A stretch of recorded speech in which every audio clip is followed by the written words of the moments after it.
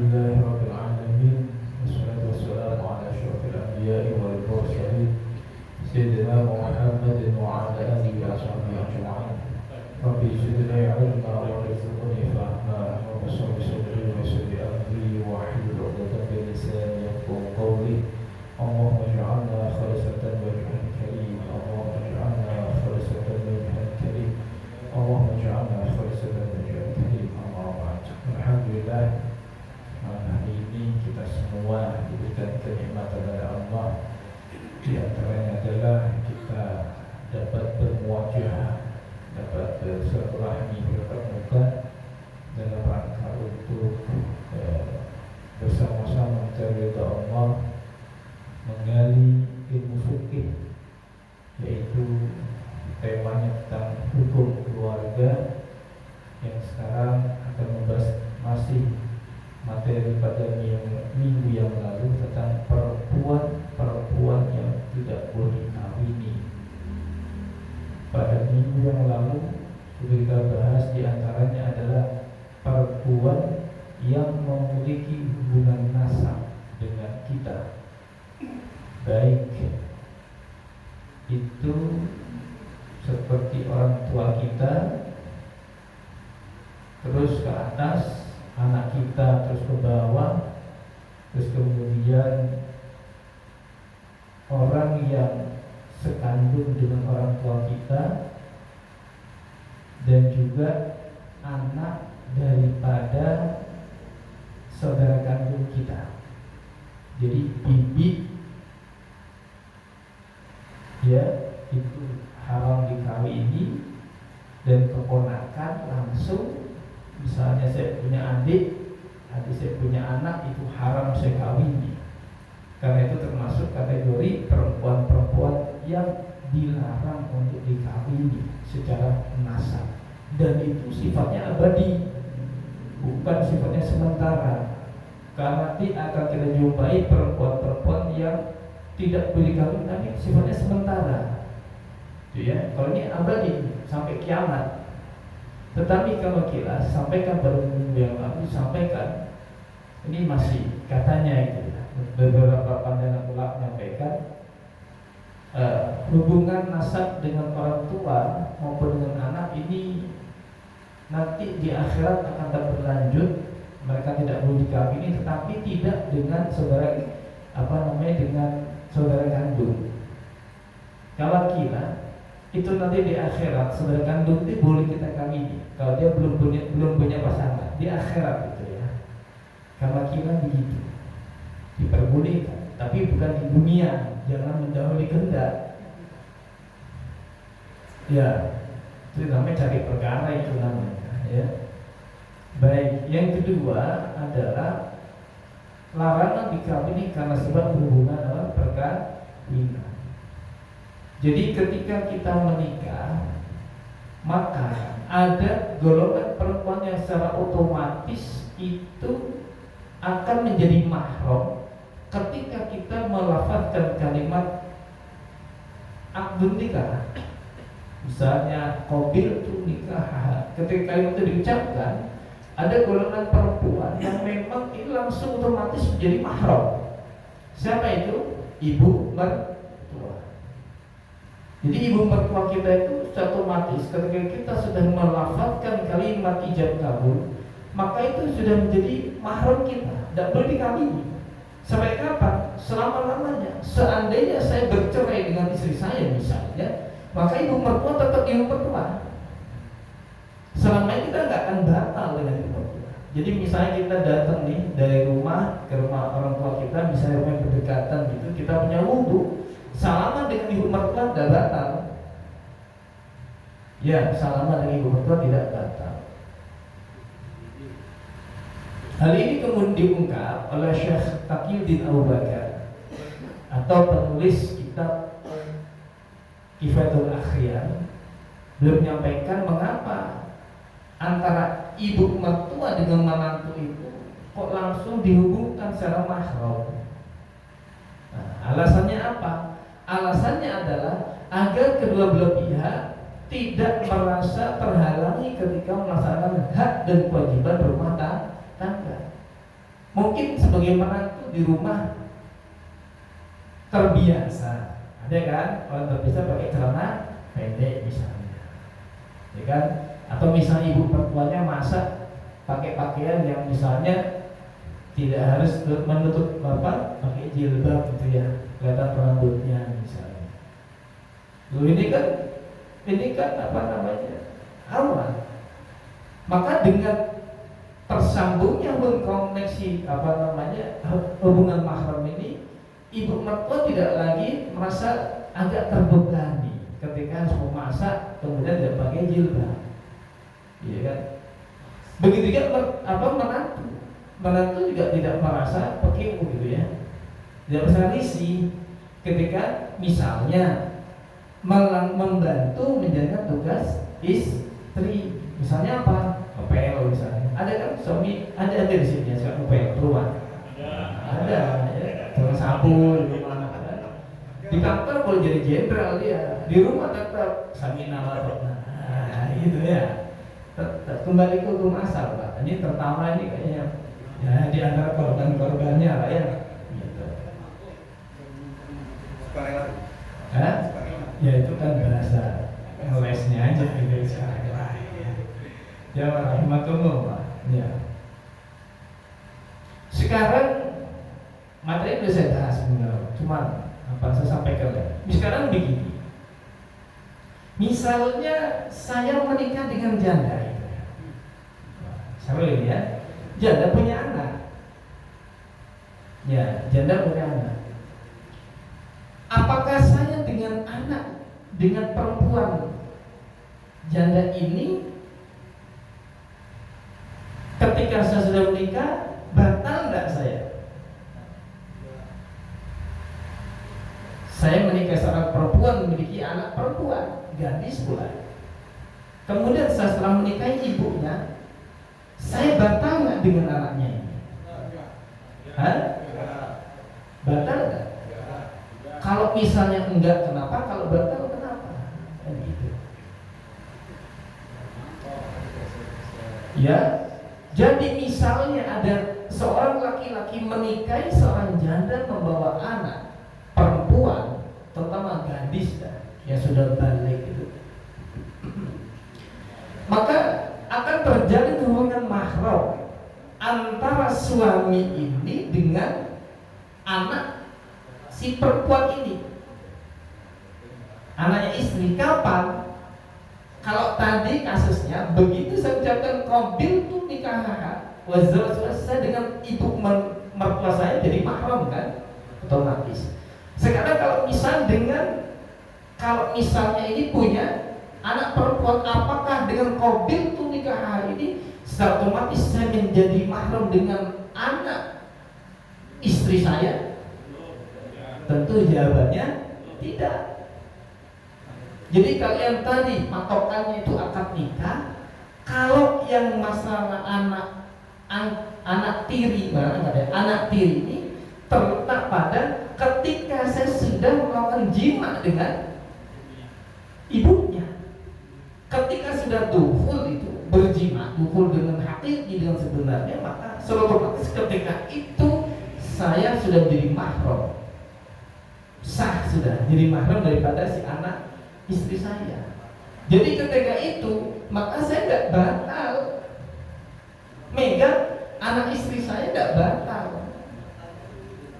Ya, syaratnya adalah dijima dalam keadaan hidup.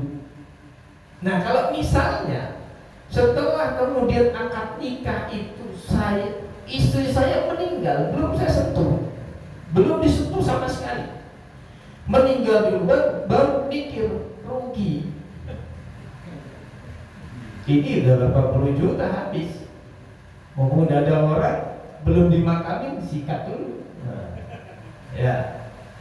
Dijima lah, tetapi istrinya itu belum dijima ketika hidup, tetapi sudah dijima ketika sudah meninggal. Pertanyaannya, apakah kemudian saya dengan anak istri ini terjadi hubungan mahram? Jawabannya tidak. Jadi syaratnya dijimai dalam keadaan hidup. Kenapa? Orang mati itu misalnya tadi kasus seorang istri yang dijima ketika meninggal dan belum dijima ketika hidup, maka tidak ada hubungan mahram dengan anak. Satu.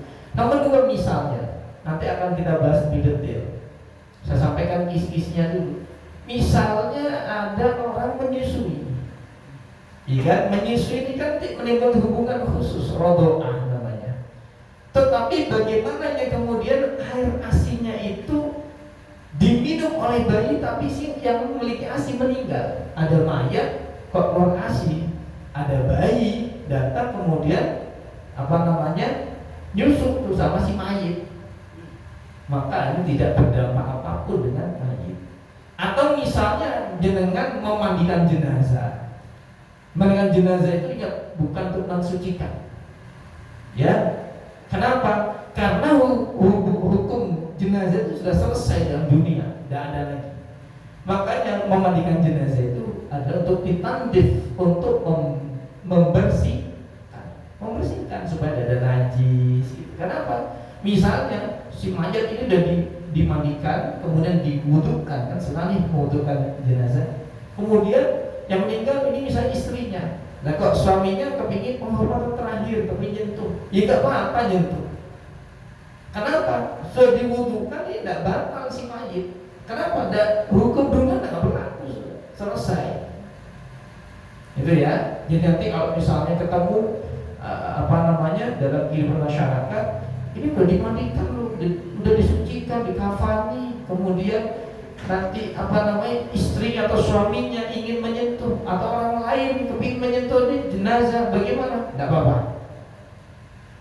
Ya kalau begini kan masih lingkupnya keluarga. Bagaimana kalau misalnya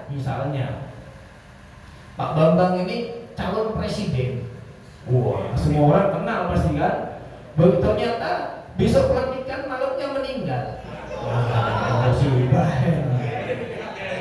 Ya kan, misalnya ternyata yang takziah kan banyak, ya orang partai, ya ini macam-macam, dan orang pasti Pak iseng Pak orang itu. Orang Indonesia itu iseng, mayat itu untuk dibuka, diintip. Tujuannya apa kita nggak tahu. Padahal ya apa manfaatnya itu? Ya kalau tidak kepentingan nggak usah bongkar jenazah, buka dulu pintu. Kalau anaknya mungkin masih wajar ya, anaknya, orang tuanya maaf. Nah ini orang lain siapa buka, musuh politiknya lagi. Buka gimana? Nah, di sana ya. Ngeledeng gitu ya kan. Ternyata perempuan juga. Iya. Maka bagaimana disentuh? Ya tidak apa-apa. Kenapa? Karena kematian itu tidak menimbulkan hukum, memperlakukan hukum sebagaimana orang yang masih hidup. Itu ya. Jamaah rahimakumullah. Maka dari itu orang yang terikat hubungan mahram ketika bersentuhan kulit kecuali istri itu tidak membatalkan namanya wudu kecuali istri ya. Istri ini mahramnya ini muakkatan bukan mu'abbadan.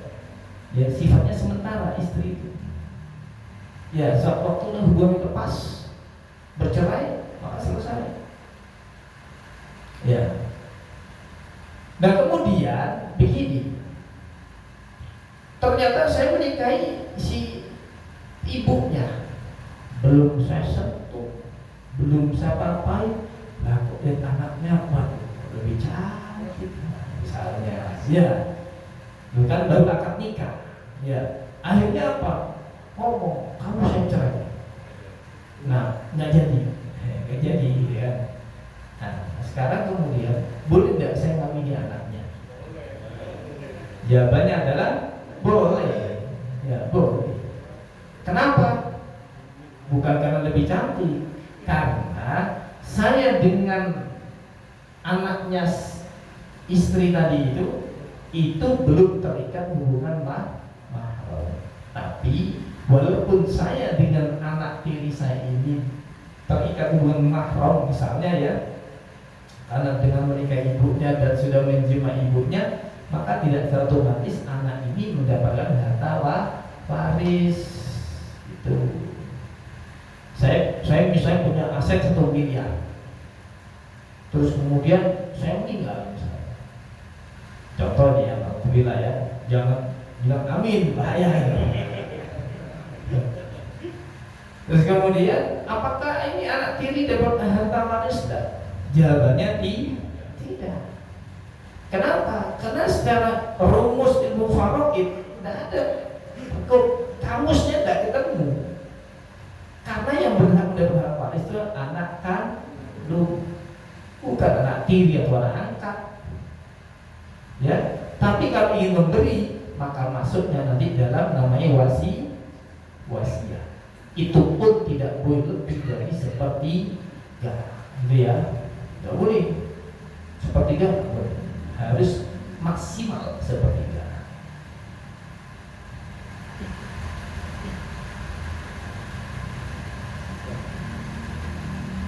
Kemudian wanita yang haram dikawini karena sebab perkawinan itu adalah menantu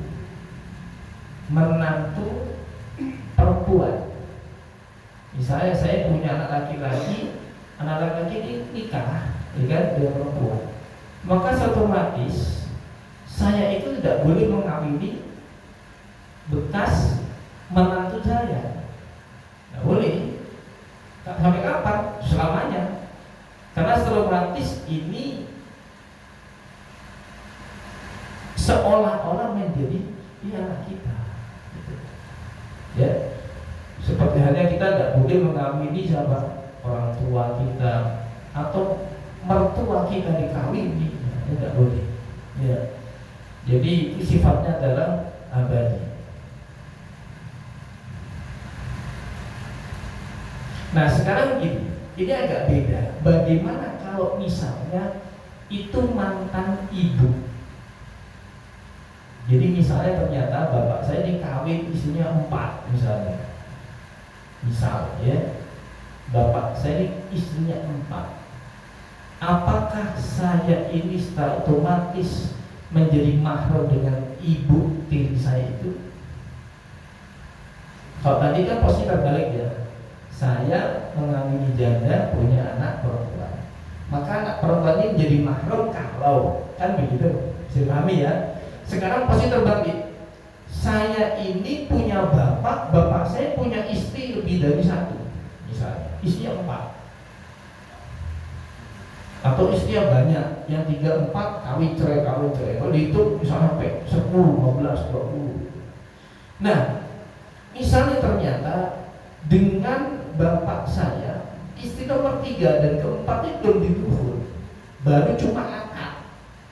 Apakah saya boleh mengawini ibu tiri saya terhadap ibu perempuan yang belum diduhur oleh bapak saya? Boleh tidak kira-kira? Boleh tidak? Jawabannya tidak boleh. Kenapa?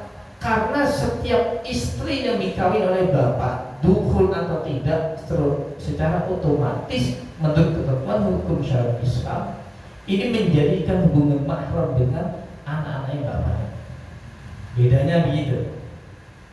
Ya, agak beda kan? Kalau dengan pihak istri itu tunggu dukhul, kalau dengan pihak anaknya bapak tidak. Akad jadi sudah mahram. Gitu ya. Ini aturan hukum syariat. Ya, yang harus kita ketahui, harus kita pahami. Maka dari itu sangat kompleks sebetulnya permasalahan kehidupan sosial ini, kemudian dituangkan, direspon oleh hukum syariat Islam agar menjadi solusi hidup sehingga tidak terjadi permasalahan tumpang tindih dalam masalah nasab. Ini ya. Baik, berikutnya sebelum saya buka forum pertanyaan adalah ada perempuan yang sifatnya itu dilarang dikawini, sifatnya sementara. Kok tadi ya abadi, ini sekarang sementara.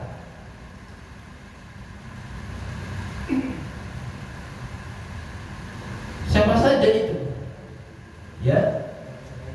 Jadi sementara ini artinya ketika syarat ini kemudian hilang, maka kita boleh mengawini dia. Tapi kalau syaratnya masih ada, haram kita mengawininya. Tapi ketika syaratnya hilang, maka saya boleh untuk mengawini. Siapa saja itu? Pertama adalah perempuan yang terikat dengan tali perkawinan. Ada nih istrinya orang, ya kok kemudian saya lirik, misal saya tertarik, kemudian saya kok kepingin menikahinya, hukumnya jadi haram. Kayak kisahnya Nabi Daud, pernah dengar? Nabi Daud menjadi pelakor. Nggak pernah dengar? Nabi Daud itu seorang raja, istrinya 99. Nabi Daud. Nabi Daud itu satu waktu melihat istri anak buahnya yang jadi jenderal cantik sampai tidak bisa tidur. Sampai akhirnya Nabi Daud ngomong, entah kenapa dengan perempuan yang satu ini saya tuh begitu nafsu. Sampai akhirnya, ini kisah Israiliyat ya, Nabi Daud itu mengarang cerita. Tujuannya adalah supaya bisa mengawini ini perempuan. Akhirnya apa? Dikirim nih suaminya ke medan perang. Akhirnya ditemui si perempuan nih. Perempuan itu ngomong, saya ini suaminya jenderal, saya ini suaminya anak buah kamu. Maka tidak boleh mengawini. Itu sudah berlaku untuk di zaman dulu. Jadi tujuannya untuk menghilangkan ini jenderal. Maka kemudian sampai ini menjadi janda, Nabi Daud kemudian akhirnya lengkaplah menjadi 100. Ya, ini kisah Israiliyat. Kisah Israiliyat cerita dari kalangan Bani Israel tentang perkawinan yang aneh gitu kan, dengan seorang nabi. Tetapi ini bilbil lah, wallahu a'lam, benar tidaknya kita nggak tahu. Tapi itu satu kisah yang menjadi cerita andalan kaum Bani Israel. Dalam hal ini, ya, selama seorang perempuan terikat dengan ikatan perkawinan, maka tidak boleh siapapun itu merusak hubungan rumah tangga orang lain. Hati-hati orang-orang yang jadi pelakor. Sekarang lagi zamannya nih, dengan bahasa yang semakin modern, itu pelakor apa? Ini dosanya ini luar biasa, Pak. Ngalah-ngalahin iblis dosanya. Iblis itu punya kipas sakti, Pak. Kalau ini dikipaskan, itu ikat perkawinan bisa copot gitu. Itu setiap hari dikipaskan dengan iblis. Cuma banyak iblis yang nggak berhasil, tapi ada juga yang berhasil. Kalau sampai ini berhasil, ini iblis memisahkan hubungan rumah tangga, maka dia ini akan mendapatkan sebuah penghormatan, sebuah mahkota. Dan kemudian iblis itu kan, dia akan bersandar, ya kayak di pintu aksesnya iblis sambil kayak orang gitu, kipas dan orang suami istri itu yang berhasil cerai, itu semua iblis makin iri, hebat ini, bisa anjing betul dengan sesama iblis. Nah, kalau sampai ada pelakor melakukan itu ngalah iblis tadi, ngalah gitu. Jangan cuma berpikir, Pak, daripada zina, Pak. Itu pemikiran yang keliru. Anda jangan beranggapan bahwa lebih baik saya menikahi ya dengan dengan cara-cara tidak baik daripada saya melakukan dengan zina. Tidak begitu konsepnya. Ya, hati-hati, Pak. Anak-anak kita kasih tahu. Jangan sampai kita itu melakukan hal-hal yang sekiranya itu menjadikan perkara yang halal menjadi haram. Perkawinan itu kan menghalalkan yang haram. Ini kan kita balik mengharamkan yang sudah halal, maka ini sangat berbahaya. Kemudian yang kedua, tadi kalau sudah terikat dengan perkawinan. Yang kedua, perempuan yang sifatnya tidak boleh dikawin sementara adalah kalau misalnya si laki-laki istrinya sudah 4, Pak. Maka kok senang lagi dengan perempuan, mau kawin lagi nggak bisa kawin 5, maka harus apa? Dicerai salah satunya. Cerai satu ganti, ya. Cerai lagi satu ganti lagi. Pertanyaannya, kenapa Islam itu membatasi suami itu poligami sampai 4?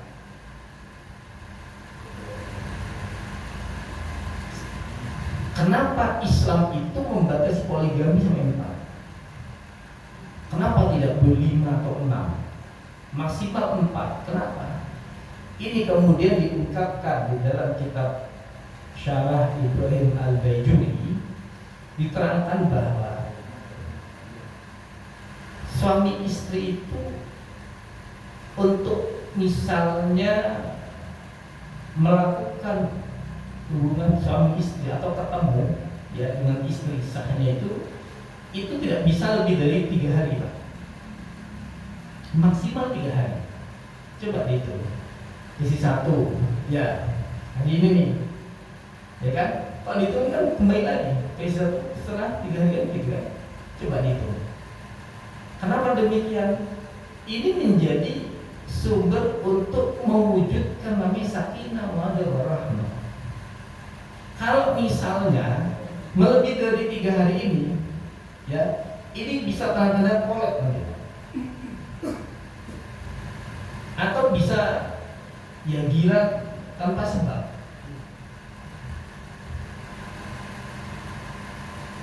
Khususnya kepada kaum laki-laki. Imam Majuri mendetailkan kaum laki-laki. Yang dapatnya justru kaum laki-laki. Makanya di dalam ilmu poligami itu ya misalnya salah satunya, hari ini adalah giliran istri nomor 2. Hari ini hari apa? Hari Rabu ya. Hari Rabu adalah giliran istri nomor 2. Maka kemudian saya ini mau ketemu dengan istri saya pertama atau si ketiga misalnya, ini harus izin dengan istri kedua. Gak bisa main nyeromong tuh, gak bisa, Pak. Ada musik nggak boleh. Konsekuensi poligami itu begitu. Saya misalnya handphone ketinggalan di rumah istri pertama, hari ini kan istri kedua nih. Bagaimana caranya saya bisa kembali ke rumah istri pertama ambil handphone? Izin dulu sama istri. Kalau mau kawin lagi tidak ada izin, Pak. Tapi kalau sudah nikah, Anda harus izin. Ini masalah apa? Adil. Dompet ketinggalan, izin dulu. Istri 2, dompet saya ketinggalan di rumah istri pertama, gimana ini? Boleh nggak saya ngambil? Kalau istri 2 bilang boleh, Pak, berangkat. Tapi sedang ngambil, Pak, jangan curi kesempatan. Masih belok. Nah, ya, hati-hati tuh. Kita ini kucing garapnya kadang muncul juga ada ya. Hati-hati. Tidak boleh. Mengambil sudah mengambil. Ya, tidak boleh kemudian ambil ngeteh dulu, ngopi dulu. Nggak ada itu. Karena Islam itu sudah mematenkan Anda berpoligami, Anda harus siap dari konsekuensinya. Selama ini orang berpoligami itu tidak pakai ilmu itu. Dia pakai ilmu apa? Ilmu nafsu, mengatasnamakan sunnah. Sunnah Nabi ini. Ya. Sunnah Nabi, kawin 3, 4 sunnah Nabi. Nafsu itu. Anda kalau mau poligami betul, belajar dulu ilmu tentang poligami. Ya, berat, Pak. Berat.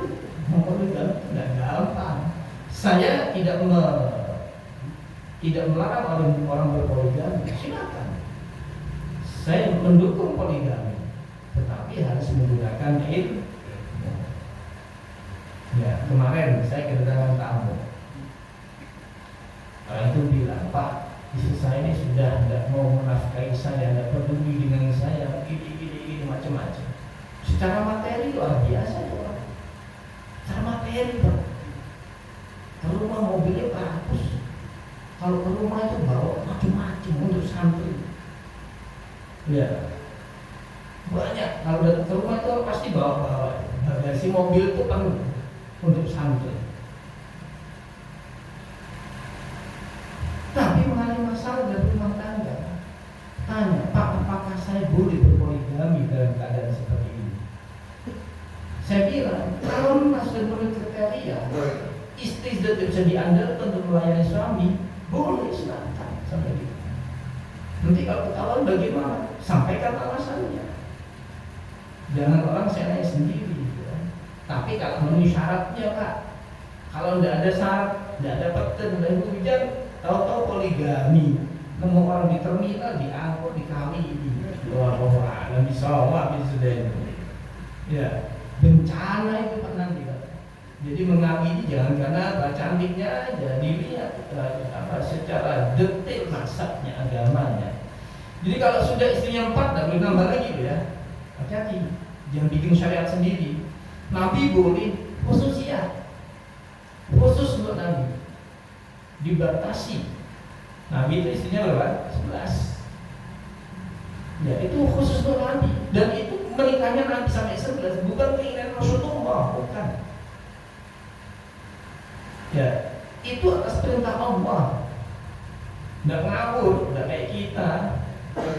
Ya, Rasulullah itu nggak mau poligami, tetapi perintah Allah maka itu pun harus dilaksanakan. Kemudian yang ketiga, Pak, perempuan yang tidak boleh dikawini itu perempuan yang dalam masa iddah. Iddah itu apa? Ini sekarang yang banyak orang tidak paham masalah iddah. Ketika seorang perempuan yang sudah menikah kemudian berpisah dengan suami baik hidup maupun mati, itu hubungan perkawinan tidak serta langsung terlepas. Misalnya suami mengatakan, kamu saya cerai, maka hubungan suami istri itu tidak serta langsung lepas, hilang, tidak. Ya. Istri masih punya kesempatan atau suami punya kesempatan kembali melanjut hubungan rumah tangga. Makanya ada masa fase menunggu disebut dengan masa iddah. Dalam masa iddah ini, istri berhak mendapatkan nafkah. Istri berhak tinggal di rumah suami. Seandainya suaminya meninggal, jadi dicerai nih sama suaminya, kok suaminya meninggal, maka istri berhak mendapatkan harta waris selama masa iddah. Dan di masa iddah, suami berhak untuk rujuk kepada istri. Ya, rujuknya misalnya dengan ungkapan kita rujuk yuk misalnya. Nah itu boleh. Istri dan dia jadi. Atau misalnya dengan sindiran, rumah kok sepi. Nah misalnya, ya rumahnya kotor deh. Nah misalnya, ya hanya cobalah pulang ke rumah. Ternyata pulang baru jadi rujuk. Atau langsung perang Vietnam, Amerika langsung, ya eksekusi, ya no top action only, NATO, wah, misalnya, ya itu juga menjadi satu rujuk. Maka ketika dalam masa iddah tidak boleh orang lain yang bukan suaminya untuk menikahi daripada si perempuan ini. Kalau misalnya ada perempuan sedang iddah, terus kemudian ragu, iddahnya selesai atau enggak ya misalnya. Dia ragu, selesai enggak? Ketika masih dalam masa keraguan, Pak, siapa? Pak Ian Bahtiar datang. Kemudian ngomong, mari nikah dengan saya. Ya, mas kawin lengkap, seperangkat alat sholat tunai. Ya, menikah ternyata. ternyata ketahuan bahwa masa iddah ini masih diragukan selesai atau tidaknya, maka hukum perkawinannya adalah batal. Ya, fasakh itu. Ya, fasakh. Kalau sampai misalnya ditumpul, ya, ditumpul kemudian fasakh atau rusak perkawinannya, maka wajib membayar mahar. Wajib bayar mahar. Tapi kalau belum, ya enggak usah bayar mahar. Kalau belum dia pakai gitu ya. Tetapi lalu bagaimana Pak? Misalnya ada perempuan, ya bahasanya itu enggak ya. Kita ingin lamar, gimana caranya? Apakah ada caranya? Ada caranya. Tetapi tidak boleh dengan cara terang-terangan. Tidak boleh. Misalnya ada perempuan sekali ya, suaminya meninggal seminggu yang lalu. Kok mulai Pak itu lirik itu misalnya ya. Bagaimana caranya? Bisa kasih tahu Pak, itu nih Pak. Gimana caranya supaya ini perempuan tidak jatuh ke tangan orang lain dan bukan termasuk pelanggaran di dalam meminangnya. Tapi kalau minang secara terang-terangan ya, cukup dengan bahasa min. Kamu kok cantik, selesai sudah. Itu bahasa isyarat dan itu diperbolehkan. Hanya sama itu, nggak boleh lebih, nggak boleh. Nanti udahnya habis, minum saya, nggak boleh, nggak boleh. Ya. Tapi cukup, kamu cantik, atau misalnya mata kamu bagus, misalnya. Cukup sampai situ. Ya, sindiran, bahasa kinayah, itu boleh, itu boleh. Kalau ini perempuan paham, dia ngerti. Ya. Kalau perempuan ini berilmu, dia ngerti, paham dia.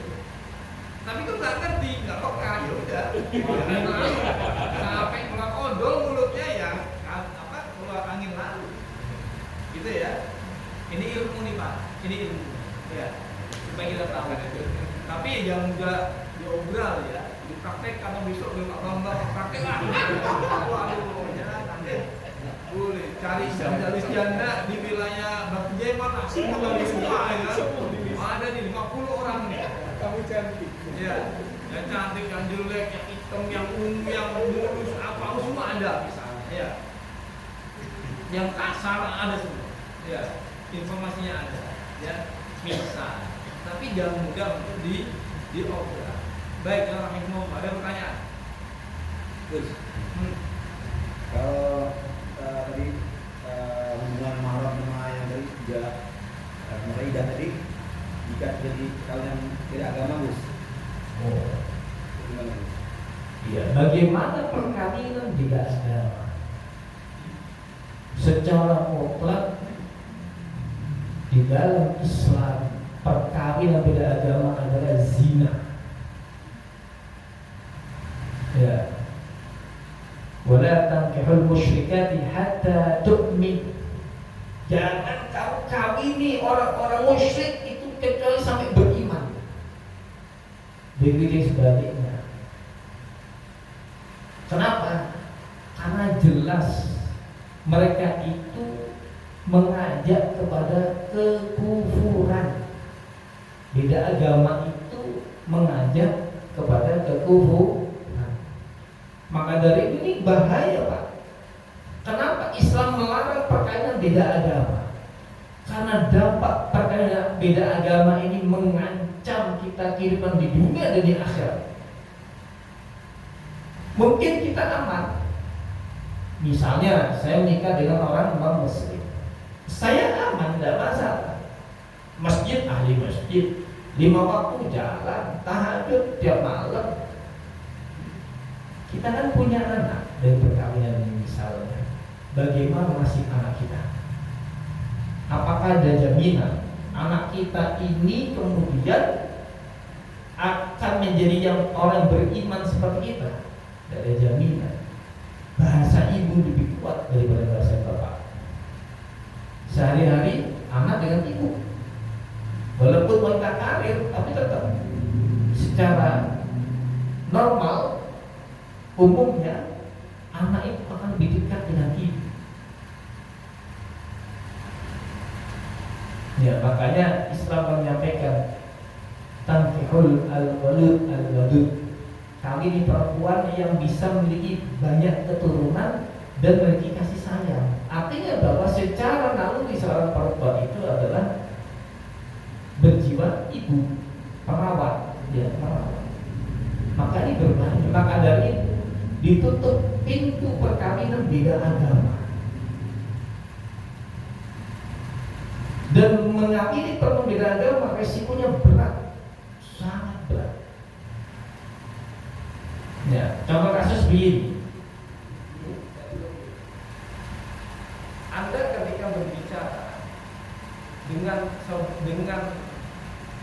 orang sesama muslim, apakah bebannya itu sama ketika kita berbicara dengan orang muslim? Sama nggak bebannya? Atau ada kita muslim, ada batas nggak kira-kira? Hah? Ada ya? Itu dengan tenang. Bagaimana kalau itu istri? Kita mau sholat, sampingnya Allah, kirinya Muhammad, tengahnya salib. Itu apa tidak membingungkan? Ya kan? Kalau secara akal, ya maka dari itu jelas nanti perkawinan beda agama itu hukumnya haram dan statusnya sama dengan zina. Mutlak. Yang benar-benar mutlak, nggak ada taruh-taruh lain. Ya, baik. Jelas ya. Jadi kamu tadi kalau misalnya dari perempuan muslim nikah dengan non muslim, terus suami meninggal, Gimana? wanita muslim nikah dengan pria muslim, pria non muslim, kafir lah. Suami meninggal, apakah masa idah berlaku juga? Oh, ya. Kalau apakah masa idah itu berlaku untuk orang non muslim? Jawabannya tidak. Ya, kenapa? Iddah itu hanya berlaku untuk umat Islam. Wanita muslim. Oh, perempuan muslim. Oh ya, iddah. Iddah. Iya. Tetapi begini, perkaliannya sudah bermasalah. Perkaliannya sudah bermasalah. Maka dalam ini iddah itu memiliki selain untuk menunggu, iddah itu adalah proses untuk menghilangkan yang namanya kasih sayang. Perempuan dan laki-laki kan beda ya. Perempuan ditinggal meninggal suaminya, ini kuat ada kalinya bertahun sampai besar anaknya sampai hebat kuat. Kalau laki-laki jarang. Ya, istri belum meninggal udah kembar dulu kan gitu. Kan gitu. Ya.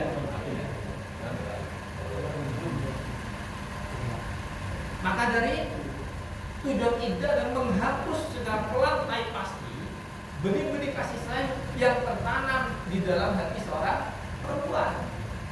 Makanya Pak, Anda mengamini kenapa Islam itu kalau misalnya memberikan pilihan, mengamini gadis itu lebih baik daripada mengamini janda. Ya, itu lebih baik. Kenapa? Karena kalau Anda mengamini janda, Anda harus tanggung resikonya. Apa resiko diantaranya? Ini resikonya atau bahasa ini negatifnya apa? Janda itu kan suka banding-bandingin, bang suami saya dulu begini loh. Itu Anda jangan sakit hati kalau begitu. Terima. Ya saya begini kok. Jadi kemudian bilang, dia pun mengatakan, ya banding-bandingin lagi. Resiko Anda itu. Resiko nanti kamu bilang saya cerai kamu, habis itu berantakan rumah tangga. Ya, kita resikonya Anda mengambil janda itu. Kenapa harus ada iddah? Iddah itu adalah kemudian untuk menghapus benih-benih kasih sayang yang selama ini tertancap di hati seorang perempuan. Ya, maka dari itu setiap perempuan yang terkait perkawinan bisa harus iddah. Misalnya suaminya non-muslim, iddah. Kenapa? Karena perempuan seorang muslim. Kecuali, tapi tetap ya namanya, kalau dengan namanya seperti zina itu tidak ada iddah zina. Ya, iddah itu tidak ada zina. Zina itu tidak ada iddah. Ya, iddah itu tidak ada. Makanya kawinan termasuk perkawinan yang terlarang, maka dianggap rusak, maka dianggap tidak ada.